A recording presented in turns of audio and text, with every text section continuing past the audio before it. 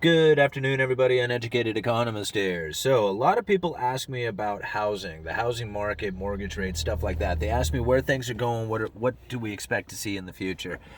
That is a very difficult question to answer only because nobody can predict the future. Nobody has any idea on what the Federal Reserve is going to do, what policies they will implement, the actions of the government. Nobody anticipates like pandemics or wars or anything else like that changing the way that the economy is conducted. And this last go around, this pandemic, has certainly changed the way things are done. Now, I wanted to talk a little bit about this speech because it really has a lot to do with the housing market given by Michelle Bowman, Board of Governors of the Federal Reserve System. The title of this is The Changing Structure of Mortgage Markets and Financial Stability. Now, interestingly enough, this is a speech that's basically saying, giving the argument that there is going to need to be some sort of regulations for the shadow banking system. They don't call it shadow banking system in here, they just call it mortgage businesses or mortgage companies, but ultimately it's non-banking mortgage lenders is what they're referring to in here.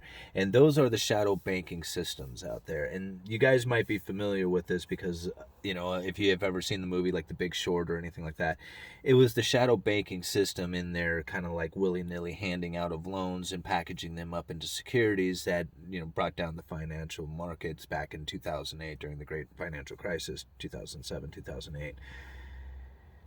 Now, I don't really want to go into the depths of shadow banking system. Just kind of understand that there's like a banking system that runs right alongside of the regular banking system. So you got one that's like the regular banking system, like of, that is part of the Federal Reserve banking system, and then you have the shadow banking system. Now, a lot of people hear shadow banking system and they think like shady banking system. That's not what shadow banking system is. It's a totally legit banking system. It's just that they're privately issued mortgages. So if you can imagine like, or they're it's a private company issuing mortgages, I guess is what I should say. So if you can imagine like a company, they're not a bank, they're just like, just a dude who gets mortgages for you. Like, you need a mortgage for a house. He gets you the mortgage. Once he gets you to sign the mortgage, he takes that mortgage that you have to sign and he sells it off. Okay. That's like the mortgage processor, mortgage originator, right? And now it's a pretty big business, so it's not like just some dude out there in his basement making these things. That's not the way it works. I'm just trying to simplify it, but they're not like part of the Federal Reserve banking system. They're not like a bank. They're just a private company that does this. They also will service the loan. So you have like the loan originator and you have this loan servicer. These are two different businesses, the originator and the servicer. Sometimes it's the same business doing it. Sometimes, it's a separate business doing, like, one person might originate it, the other person might be servicing the loan, but they're two different jobs there. And it's important to know that because when they start talking into the speech here a little bit, they're talking about both entities and how these things are very crucial not only to the mortgage markets, but they're also very risky to the mortgage markets in turn as well, because they're not part of, like, they're not a regulated system. They're just like, just these private companies. Ultimately, the only regulations that they do have to face is that they have to have their loans meet a certain criteria so that they could be sold to the bigger entities out there, like the government-sponsored entities like Ginnie Mae or, Freddie Mac or, Fannie Mae, stuff like that. So I hope I didn't make that too confusing, but those things are really important. You have to kind of know those things if you're going to like kind of hear what the rest of the speech has to say. Now, I'm not going to read the whole speech. That would just be ridiculous. There's far too much in here to try and read the whole thing. But I am going to leave a link down in the description for you guys, and I will read some of the highlighted parts here that I thought were kind of important to the speech, and at least that I found important to the speech and then to the economy in general. But the very first thing I highlighted here says, to address strains in the mortgage finance, the Federal Reserve took prompt action to purchase large quantities of agency-guaranteed mortgage-backed securities. Those are the MBSs, mortgage-backed securities. If you're not familiar with a mortgage-backed security, I guess I should tell you that too. If you could imagine a mortgage-backed security being like a box full of mortgages, like your loan and everybody, a bunch of other people's loans get piled into this box and then get sold off as a whole package That's a security. That's the mortgage-backed security. And as you pay off your loan and everybody else pays off their loan, the investor gets paid back their, the interest and the principal and all that. So it's kind of, an easy way for an investor to buy into like blocks of mortgages or whatever. That's the simplest way to describe a mortgage-backed security. These are what the Federal Reserve buys every single month, and to the tune of like $40 billion worth of them. It's quite extreme. Anyway, so let's see here. Purchases large quantity of agency-guaranteed mortgage-backed securities because, as we learned during the previous financial crisis, the proper functioning of mortgage markets is necessary for monetary policy to support the economy. That is very important. That was probably one of the biggest things that I heard inside of this thing, is that the functioning of mortgage markets is necessary. Not like helpful or useful or anything else. Necessary, meaning that you have to have it. If it's not there, then you are not going to have the proper monetary policy to support the economy.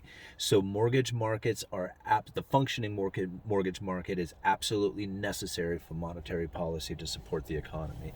And that to me really leads me to think, it's just like, okay, so there is no way that the Federal Reserve could ever possibly allow the housing market to turn. It can only have a one-way street. It cannot go any other way, because if it does, then monetary policy will no longer be supporting the economy. So, very interesting. Like, a lot of people say, like, well, I mean, you can still support the economy and have the price. No, you can't. The only reason why prices of houses have reached the level they have is because of the amount of lending that goes into it. If those lending got restricted, the prices of houses would come down and the amount of inventory on the market would go up. So they work inversely to each other. As interest rates go down, prices go up. It's the same with everything, It's the same with everything. But I found that to be very interesting, that was right towards the very beginning of the speech. And again, I'm not going to read this entire speech. It's just far too much in here to talk about all of it. But there is some key parts in here that I do want to talk about. So anyway, here's the second part there. In the past few years, the market share of mortgage companies has risen sharply, well surpassing their share before the housing crisis. Now, when she says mortgage companies, she is not talking about the banking industry. She's talking about them private, mortgage lenders out there, the private, companies. She says, has risen sharply, well surpassing their share before the housing crisis. So there's now more of these shadow banking systems than there was prior to the crisis. Today, these firms originate about half of all mortgages. Isn't that incredible? Including more than 70% of those securitized by Ginnie Mae and the government-sponsored enterprise Fannie Mae and Freddie Mac. Oh my goodness. So pretty much all the ones that those government-sponsored enterprises are buying are originated by the shadow banking system, and they pretty much have to meet that criteria in order to qualify to sell to those guys. But still, that is a lot of origination of mortgages coming from outside the banking system. Again, this is an unregulated, unwatched, not really sure what's going on there in that system. Now, again, the loans themselves have to meet a certain criteria, but how they get there is, who knows? I mean, that's probably a whole other question to it. One of the other things that they didn't really mention in here, and I was thinking it really should be talked about, is that these GSEs, and she does get into it a little bit here, talking about how, I'm sorry, not the GSEs, but the servicers. That's where this part really gets in, because that's where the shadow banking system really kind of gets obscured from like the average person. Like, they don't realize that there's servicers out there and what a mortgage-backed security and how this trail of like payment system goes. But ultimately, these servicers, they're just like what they say they are. They service the loan. So they collect the loan from you, and then they transfer it on to whoever the money belongs to, and they take a small piece in between. This like relieves the people who are invested in the mortgage-backed security or building the mortgage-backed securities from having to deal with the stress of trying to go and get the payment or dealing with the payment. And again, this is just like a service that's in between, everything, that sometimes is part of the company that originated the loan, sometimes they're not. Anyway, that particular position, that servicing position, is very interesting considering where it is in conjunction with the origination. Okay, so the originator gets the loan, and then sells it off into the security and then has the servicer dealing with it. That servicer is obligated to pay that payment to the investor. So if you don't make your payment, the servicer does.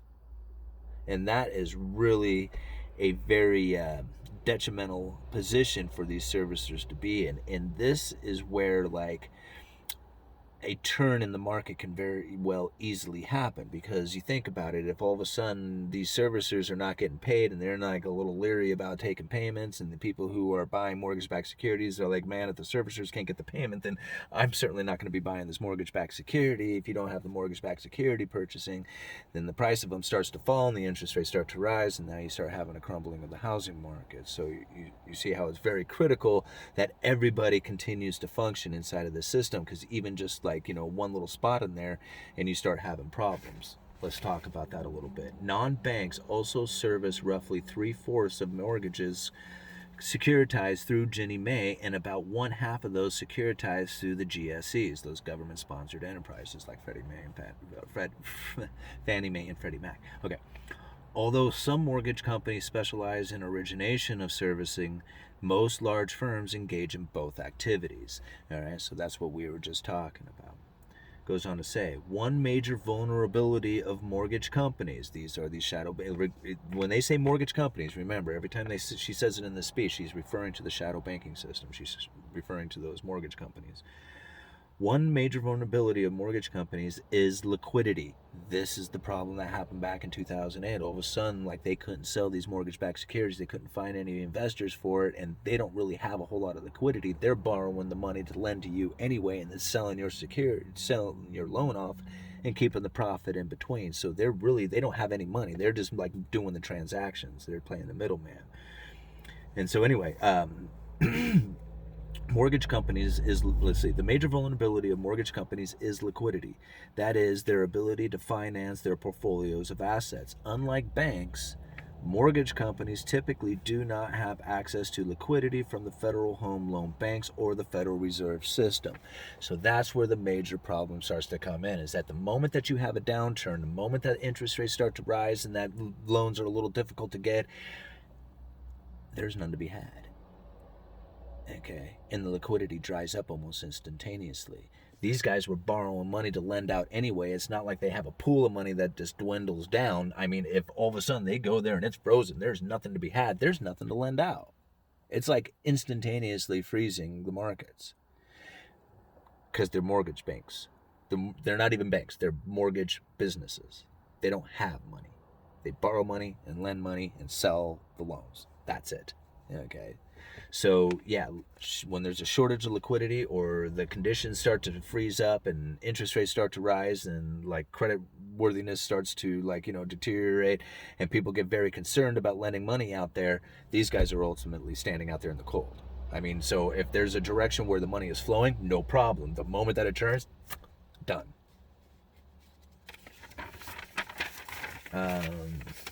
What else she goes? There was a lot in this thing too. There was some really good stuff in here, and ultimately you should probably read the whole thing, because I'm skimming over so much of the stuff in here that really should be talked about. But anyway, this is the way it goes.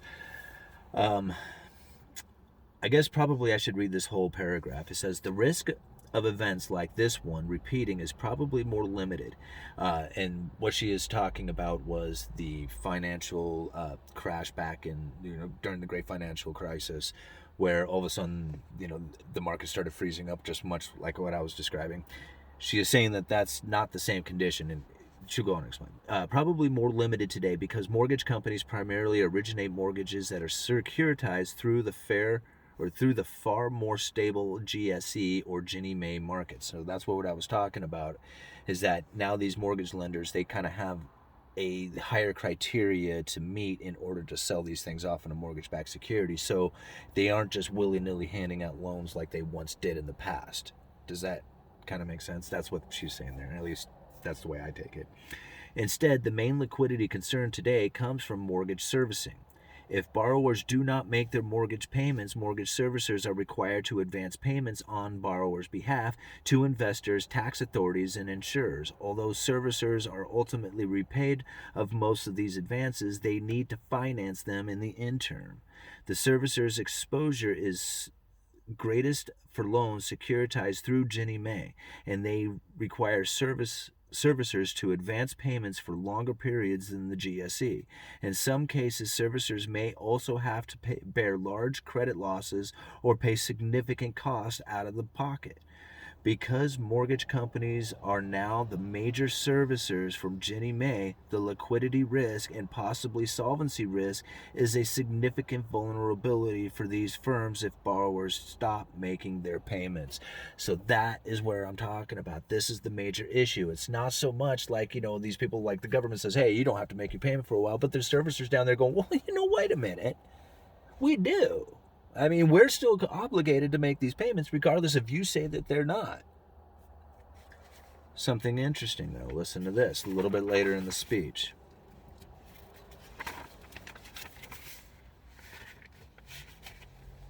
Okay, so on the fiscal policy front, the CARES Act provided economic stimulus checks and enhanced unemployment benefits to individuals, as well as eviction moratoriums for renters, and requirement that mortgage servicers grant borrowers up to 12 months of forbearance.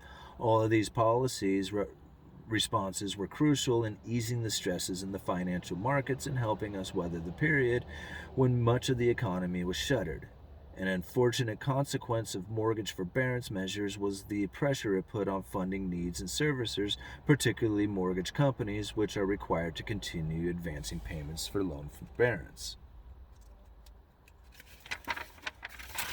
Okay, later on in the speech, and again, there's a lot of stuff that gets, talked about inside of this, but the Federal Reserve interest rate actions and mortgage-backed security purchases have contributed to exceptionally low mortgage rates, which have boosted housing demand and the associated mortgage originations for new home purchases. We are also seeing a surge in mortgage refinancing.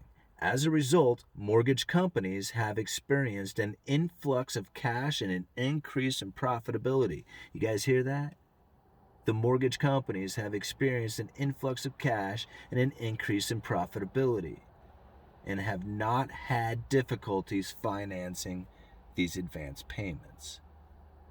So, we would have had some major issues had it not been for the fact that they were able to continue on with their profitability, seeing as how the interest rates were continuing lower. The moment that this changes, it's all over.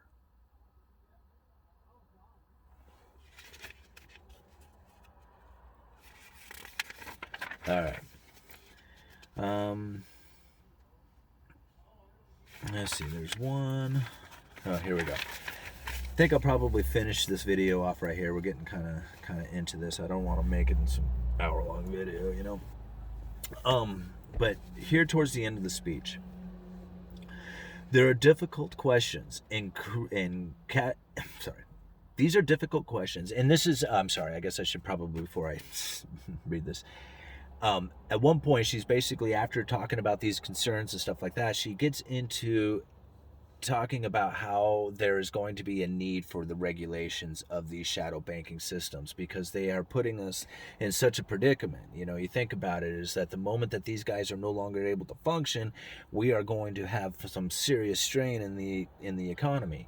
And the mortgage market, because we already, from her very first statement inside of the speech here, how does she say it? That because we learned during the previous financial crisis the proper functioning of mortgage markets is necessary for monetary policy to support the economy. So that any hiccup inside of the mortgage market right now is definitely going to cause some problems inside of the economy, since we already know from her statement in the past that any kind of problems in the mortgage markets will cause that problems inside of the economy. Anyway, that's where she goes into trying to, basically defend the idea of regulating the shadow banking system. Anyway, these are difficult questions. And the casual observer might wonder if it's really necessary to grapple with them, especially as the industry appears to have successfully weathered the strains of the past few months. See, that's something. Like, people look out there and go, what in the world are you talking about, man? The housing market is killing it right now. Well, that's what she's saying too.